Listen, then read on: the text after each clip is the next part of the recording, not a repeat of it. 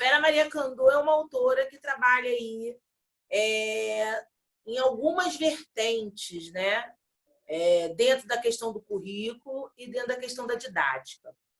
Na questão do currículo, e óbvio que acaba interligando uma coisa com a outra, né? Porque quando você discute a questão do currículo hoje, e aí os alunos que estão chegando agora vão ter um pouco dessa aula gravada ali de currículo. É bom vocês pegarem lá em currículo essa aula, quem não teve acesso, para poder entender um pouco essa questão do histórico do currículo. Então, quando a gente fala de currículo hoje, a gente está falando também, principalmente, de uma questão de configuração didática, né? Inclusive, até a nossa aula de exercícios que eu vou programar para amanhã, peraí, tem uns canais aqui que os meus filhos colocam no meu celular, no meu YouTube, que acabam com a minha vida e toda hora me atrapalha.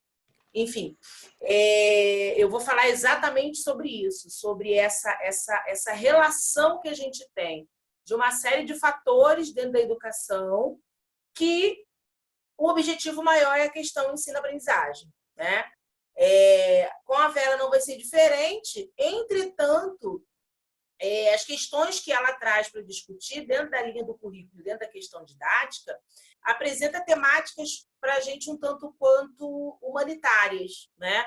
A Vera, ela desenvolve um trabalho numa ONG, que eu até tive uma oportunidade de participar um tempo através da faculdade desse projeto, que é uma ONG chamada Nova América, e lá ela desenvolve essa questão didática junto com outras pessoas, falando sobre a questão da formação continuada. Então, isso é um dos pontos que eu vou abordar hoje com vocês, né? A questão da formação continuada, para que ela serve, como ela entende essa questão da formação continuada.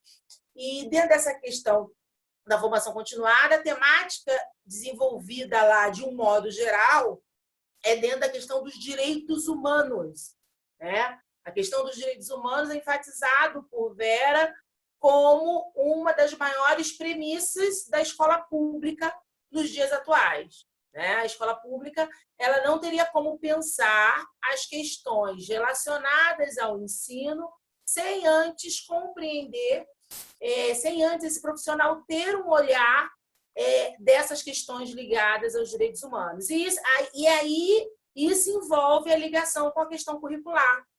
Basicamente por quê? Né? Quando a gente fala de currículo, e aí quando a gente pega lá aquela abordagem de currículo, falando sobre a abordagem tradicional, falando sobre a abordagem crítica e falando sobre a abordagem pós-crítica, a gente entende dentro da questão pós-crítica que há uma relação cultural muito forte dentro da escola tradicional. Ou seja, aquele currículo tradicional, aquele currículo que fica lá para a gente, em torno da configuração de conteúdos, em que o professor entende que ensinar é apenas transmitir a questão do conteúdo, ele é questionado na sua organização por entender que esse currículo tradicional, ao qual se deduz como o conhecimento acumulado historicamente pela humanidade, ele é ideologicamente formado. Ideologicamente formado em função de quem? Em função da elite, em função da classe dominante. E aí, obviamente, quem faz parte, qual é a cultura que vai fazer parte deste movimento? Cultura branco, masculino, europeia. E aí a gente tem duas questões em torno do multiculturalismo, né, que seria essa abordagem pós-crítica, que é a gente entender que existe um multiculturalismo que muitos autores chamam de multiculturalismo liberal, né? O que seria esse multiculturalismo liberal? Para vocês tomarem nota, porque isso costuma cair em prova, né? Hoje nós estamos num contexto global, né? E, obviamente, a lógica do direito do cidadão, ela está, dentro de uma sociedade democrática, ela está como premissa em todos os lugares. E as questões relacionadas às discriminações, dentro de um contexto de democracia, e principalmente considerando aí o contexto de globalização, as redes sociais, obviamente, quer dizer, hoje você tem uma proporção muito grande de questões relacionadas a denúncias sobre questões preconceituosas, com o preto, com o islâmico, seja com quem for, né? Das classes ditas como minoritárias, seja com as mulheres, homossexuais. E, nesse sentido, a questão dos direitos, e aí volta novamente a questão dos direitos humanos também, né? Ela acaba ficando aí centralizada. Então, surge uma lógica de multiculturalismo liberal, e aí liberal de liberalismo econômico mesmo, ao qual você vai entender que o indivíduo precisa ser aceito dentro da sociedade porque ele é portador de direitos. Então, é uma lógica de tolerância, né? Tipo assim, eu não te suporto, mas eu te tolero. Por que eu te tolero? Porque você é um cidadão de direitos. Até porque dentro de uma constituição de mercado, você também é um mercado. Principalmente hoje, né? Cultura afro, cabelo black, quer dizer, você é um mercado. Então, você começa a criar situações dentro de um contexto liberal que faz com que, ou melhor, dentro de um contexto neoliberal, que faz com que as pessoas possam se sentir incluídas dentro desse processo. A lógica é essa. Então, é um multiculturalismo liberal, é um multiculturalismo ao qual você diz assim, não, todos têm direitos, você é cidadão, né, e tal, só que você não discute a raiz da questão. Qual é a raiz da questão? A raiz da questão é entender que existe discriminação, que existe preconceito. Né? Você chega nos Estados Unidos, você vai ver a cadeia nos Estados Unidos. Quem é que está lá? A maioria é preta, certo? Você olha a nossa cadeia brasileira, quem é que está lá? A maioria é preta. Então, você tem uma configuração de preconceito, e no caso do Brasil, histórico, e aí a gente entende essa questão da história, né? Ao qual existe uma relação muito forte entre diferença e desigualdade social. Ou seja, o diferente é aquele que está numa condição de poder aquisitivo inferior, né? A diferença, ela é tratada dentro de um contexto ao qual quem não tem poder aquisitivo, e aí as classes minoritárias estariam majoritariamente nesse contexto, lógico que não todos, né? A gente não pode dizer que não existe preto rico, isso aí não, né? A gente sabe que tem, mas se a gente for observar num contexto proporcional de sociedade brasileira, a gente vai entender exatamente onde é o lugar do preto, onde é o lugar do branco dentro da sociedade. Essa é a lógica que se discute dentro do multiculturalismo, que a gente denomina como crítico. A lógica desse multiculturalismo crítico é você ir na raiz da questão, né? É você compreender que existe essa relação de diferença associada à desigualdade, ao qual aquele que está numa condição aquisitiva, de poder aquisitivo menor, é o diferente, né, desse contexto. E quando a gente olha para a questão de maioria da população, é exatamente o contrário, né? Porque a grande maioria são as ditas minorias, certo? E, nesse contexto, a escola vai privilegiar um currículo da minoria, que, no caso, né, é a cultura majoritária, heterogênea, hegemônica dentro desse currículo. Então, esses termos, né, cultura hegemônica, trabalho em cima de uma cultura homogênea, isso tudo nos leva a entender que essa escola trabalha um currículo branco masculino europeu. E aí, a lógica do multiculturalismo crítico é questionar isso. Não só tolerar, tratar o indivíduo como cidadão de direitos, como multiculturalismo humanista e liberal, tá, gente? Anota aí. Humanista e liberal. É a mesma linha, o mesmo segmento. Não só entender que é um sujeito de direitos, mas compreender também que existe uma dívida histórica, que existe uma constituição de deveres que foram suprimidos durante todo esse tempo histórico e que essas questões precisam ser problematizadas. Essa é a lógica do multiculturalismo crítico, né? E aí eu tive o prazer de estar numa conferência com Vera uma vez, ao qual ela deu exatamente o exemplo, e quem já é meu aluno já ouviu esse exemplo, né?